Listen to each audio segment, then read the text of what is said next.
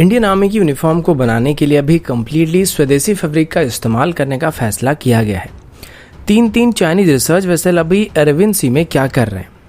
Indian navy की MiG-29 के fighter jet की क्रैश होना अभी भारत के लिए एक चिंता का विषय क्यों बनने वाला है, और चाइना की WS-20 इंजन और Y-20 एयरक्राफ्ट अभी भारत के लिए आगे चल के एक चिंता का विषय क्यों बनने वाला है। ऐसे ही कुछ और खबरों के बारे में हम आज की वीडियो में बात करने वाले हैं। नमस्कार दोस्तों, मेरा नाम है अंशुमन नायक और आप सभी का बहुत बहुत स्वागत है इंडियन डिफेंस न्यूज के डिफेंस टॉक सीरीज में, जहां पर हम रोज नए डिफेंस अपडेट्स के बारे में बात करते हैं। तो चलिए देर न करते हुए आज की वीडियो शुरू करते हैं। आज की पहली अपडेट इंडियन आर्मी की यूनिफॉर्म को लेकर है। DRDO की तरफ से अभी इंडियन आर्मी की यूनिफॉर्म्स को पूरी तरीके से भारत में बनाने की कोशिश की जा रही है। सुनने में थोड़ा अजीब लग रहा होगा, लेकिन दुनिया का सबसे बड़ा टेक्सटाइल इंडस्ट्री होते हुए भी भारत आज भी अपने आर्मी की यूनिफॉर्म्स को बनाने के लिए बेसिक रॉ मटेरियल्स को और यूनिफॉर्म्स को भी बाहर के देशों से इम्पोर्ट करता आ रहा था, जिसमें चाइना भी शामिल है। DIITM के डायरेक्टर मयंक द्विवेदी जी ने बताया है, इंडियन आर्मी की हर एक जवान के लिए यूनिफॉर्म को प्रोवाइड करने के लिए हर साल कम से कम 55 लाख मीटर की फैब्रिक की जरूरत पड़ती है। और वहीं पर अगर इंडियन नेवी और इंडियन एयरफोर्स की बात करें तो कुल मिलाकर हमें 1.5 करोड़ मीटर की फैब्रिक की जरूरत पड़ सकता है,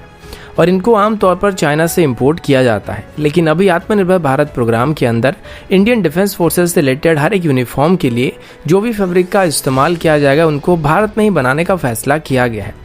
और इसके लिए अभी कुछ स्पेशल फैब्रिक को शॉर्टलिस्ट किया गया है, जैसे कि glass fabric, carbon fabric, aramid fabric और एडवांस सेरामिक फैब्रिक। इन सभी को डिफेंस फोर्सेस में इस्तेमाल करने के लिए स्पेशली सिलेक्ट किया गया है, और इनको अभी अहमदाबाद और सूरत में मैन्युफैक्चर करना शुरू किया गया है। अब आर्मी की यूनिफॉर्म्स के अलावा और भी कई सारे चीज़ों में इनका इस्तेमाल किया जाता है, जैसे कि आर्मी की बैकपैक या फिर बुलेट प्रूफ जैकेट्स को भी बनाने के लिए ऐसे फैब्रिक की जरूरत पड़ती है, और इसी वजह से अभी इनको पूरी तरीके से भारत में बनाने की कोशिश की जा रही है।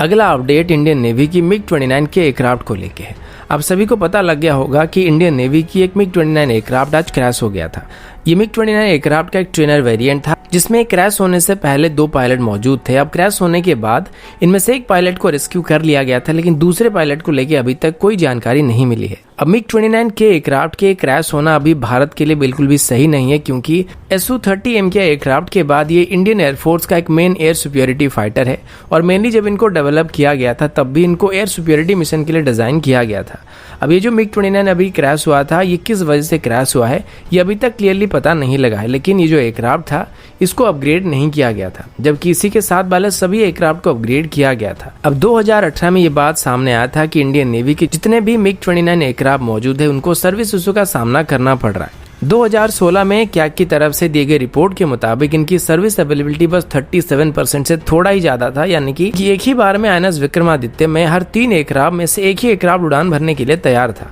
लेकिन 2018 तक ये लगभग 70% के आसपास हो गया था, जो कि काफी अच्छी बात थी। लेकिन पिछले 1 साल के अंदर ही हमारे 3 MiG-29 एयरक्राफ्ट क्रैश हो चुके हैं, जो कि एक सीरियस इशू है, क्योंकि अभी हम रशिया से ऑलमोस्ट एक स्क्वाड्रन MiG-29 को खरीदने वाले हैं, और ऊपर से चाइना को काउंटर करने के लिए भी लद्दाख में इनको डिप्लॉय करके रखा गया है। तो ऐसे में बार बार इनका क्रैश होना इंडियन एयरफोर्स के लिए बिल्कुल सही बात नहीं है। वहीं पर नेवी के मुताबिक हालांकि अभी इनकी सर्विस इशू सॉल्व हो चुकी है, लेकिन INS विक्रमादित्य से ऑपरेट करने के लिए MiG-29 इतना रिलायबल एयरक्राफ्ट नहीं है, और आगे चल के इसको INS विक्रांत से भी ऑपरेट किया जाने वाला है, और इसी वजह से अभी इनको आगे चल के वक्त से पहले ही रिटायर करने की बातचीत किया जा रहा है। अभी क्रैश होने की असली वजह पता लगाने के लिए यहाँ पे एक इन्वेस्टिगेशन की जाएगी, लेकिन मेरे मन में एक सवाल ये है कि अगर इसके साथ वाले सभी MiG-29 को अपग्रेड कर दिया गया था तो इसे किस वजह से अपग्रेड नहीं किया गया था। अगला अपडेट ब्रह्मोस मिसाइल को लेके है। जैसे कि कल मैंने आप सभी को बताया था कि भारत लगातार अभी ब्रह्मोस मिसाइल की टेस्ट को कंडक्ट कर रही है, जिसमें ब्रह्मोस मिसाइल को भारत अलग अलग कंडीशन में और अलग अलग टारगेट के खिलाफ इस्तेमाल कर रही है।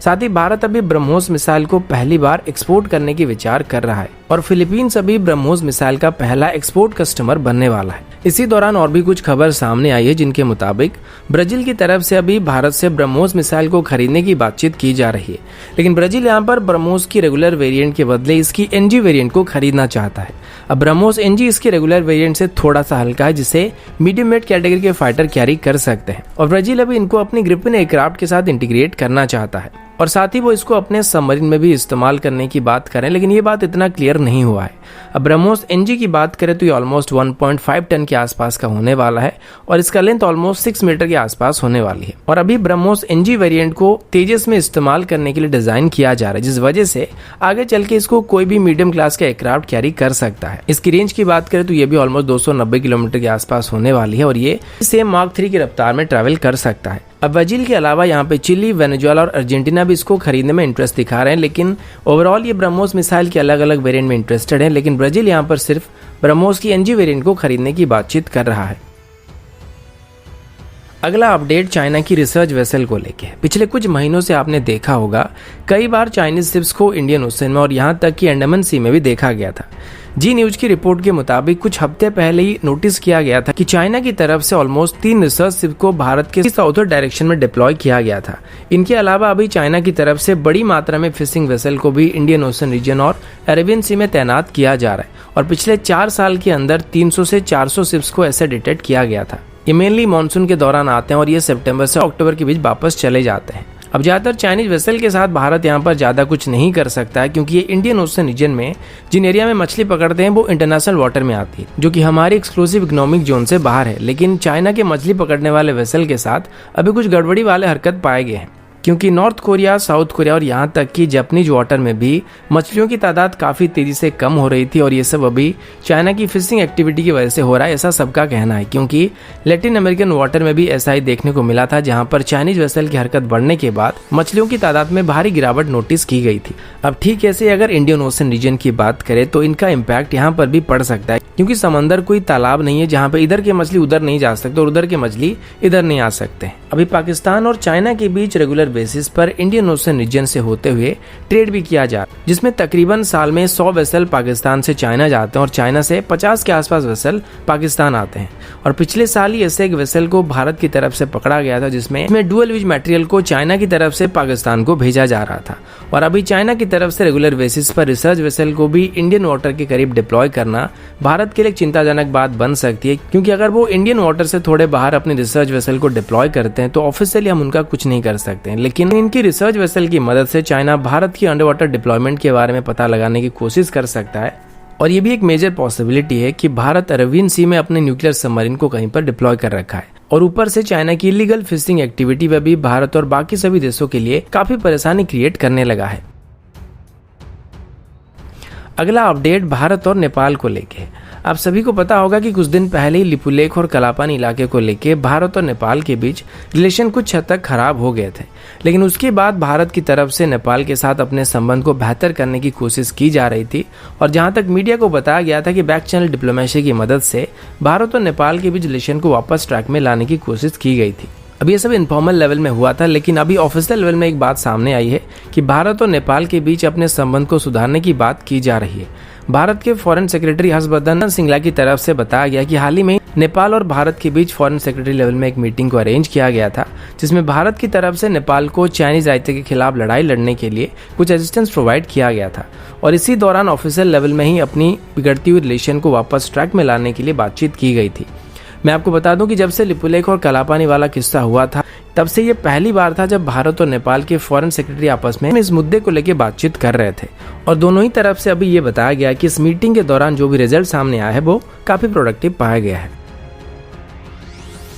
अगला अपडेट चाइना की तरफ से। चाइना की तरफ से डेवलप किए गए और इस्तेमाल किए जा रहे Y-20 स्ट्रेटेजिक एयरलिफ्ट एयरक्राफ्ट में चाइना अभी रशियन ओरिजिन इंजन के बदले एक चाइनीज ओरिजिन इंजन का इस्तेमाल करना चाहता है। इस इंजन का नाम WS-20 इंजन है और साउथ चाइना मॉर्निंग पोस्ट के रिपोर्ट के मुताबिक ये इंजन अभी इस एयरक्राफ्ट में इस्तेमाल हो रहे रशियन इंजन के मुकाबले ऑलमोस्ट 20% ज्यादा पावर जनरेट करने वाला है। और एक बार इस इंजन को इसमें इंटीग्रेट करने के बाद इन एयरक्राफ्ट की परफॉर्मेंस, रेंज और लिफ्टिंग कैपेसिटी काफ़ी हद तक बेहतर बनने वाली है। Y-20 एयरक्राफ्ट की बात करें तो इसे चाइना मेनली कार्गो ट्रांसपोर्टेशन के लिए इस्तेमाल करता है और इसे चाइना की सियान एयरक्राफ्ट इंडस्ट्री कॉर्पोरेशन की तरफ से डेवलप किया गया था, लेकिन इंजन ना होने की वजह से इसमें पहले रशियन ओरिजिन D-30 इंजन का इस्तेमाल किया जा रहा था। लेकिन रशियन इंजन इस एयरक्राफ्ट की साइज के हिसाब से थोड़े अंडर पावर थे, जिस वजह से इसकी लिफ्टिंग कैपेबिलिटी के ऊपर इसका काफ़ी असर पड़ रहा था और साथ ही इसकी रेंज भी काफ़ी हद तक रिड्यूस हो जाती थी, जो कि ऑलमोस्ट 7500 किलोमीटर के आसपास बताया गया था और ये लगभग 55 टन के आसपास की कार्गो को कैरी कर सकता था। लेकिन WS-20 इंजन के साथ इसकी कैपेसिटी काफ़ी हद तक इंक्रीज होने की बात की जा रही है और इसकी रेंज भी अभी काफ़ी हद तक बेहतर होने वाली है, क्योंकि ये इंजन अभी रशियन इंजन के मुकाबले ज़्यादा पावरफुल होने के साथ साथ काफ़ी एफिशिएंट बताया जा रहा है। अब इसके लगने के बाद चाइना अपने सबसे हैवी टाइप 99A टैंक्स को भी इस एयरक्राफ्ट में इजीली एयरलिफ्ट कर सकता है, जिसका वजन ऑलमोस्ट 58 टन के आसपास है। और सबसे बड़ी बात यह कि इनका इस्तेमाल करने के बाद चाइना अपनी Y-20 एयरक्राफ्ट को छोटे रनवे से भी ऑपरेट कर सकता है, जो कि अभी वो नहीं कर पाते हैं। अभी तक एविएशन सेक्टर में चाइना का जो मेन वीकनेस था वो इंजन इशू था और अगर सच में चाइना की WS-20 इंजन को सक्सेस मिल जाता है तो ये चाइना की एविएशन इंडस्ट्री के लिए एक बहुत बड़ा पॉजिटिव पॉइंट और भारत के लिए एक बहुत ही बड़ा नेगेटिव सिग्नल होने वाला है, क्योंकि इस इंजन को चाइना की WS-10 इंजन से डिराइव किया गया था, जिसको चाइना अपने फाइटर जेट में इस्तेमाल कर रहा है और आगे चल के हो सकता है कि वो J-20 के लिए भी एक प्रॉपर इंजन को डेवलप कर सकते हैं। तो दोस्तों अभी के लिए इतना ही, मिलता हूँ आपसे अगले वीडियो में, तब तक के लिए जय हिंद, वंदे मातरम।